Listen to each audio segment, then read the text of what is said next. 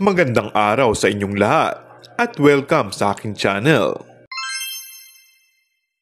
Nag-last day taping na ang aktor na si Makoy De Leon sa FPJ's Batang Quiapo.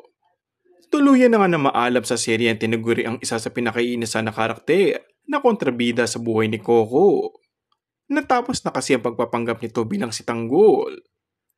Maaalalang inamin ng lead star at nangungunang action drama series na FPJ's Batang Quiapo na si Coco na dapat naway hanggang pilot episode lamang ang pagpapanggap ng kapamilya aktor na si Makoy De Leon sa nabanggit na serye.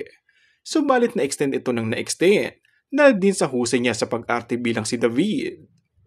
Biro pa ni Coco, parang pusa raw si Makoy dahil sa tuwing naiisip na raw na alisin ang kanyang karakter sa serye ay hindi magawa-gawa dahil mas lalo raw nitong ginagalingan. Nangihinayang daw si Coco sa may aambag pa ni Makoy sa nagbanggit na palabas. Samantala, sinabi naman ni Makoy na grateful siya kay Coco at sa Batang Quiapo dahil nailabas ang husay niya sa pagiging kontrabida. Na-discover ko na pang kontrabida rin pala ako. Actually, masaya pala. Ngayon ko na lang naramdaman ulit from Love Team sa ad ni Makoy. Hiling naman nito na sana daw ay muli niya makasama si Coco sa ibang proyekto kung mabibigyan ng pagkakataon.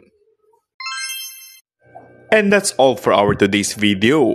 Kung bago ka lang sa aking channel ay mag-subscribe at pindutin na rin ang notification bell. Maraming salamat!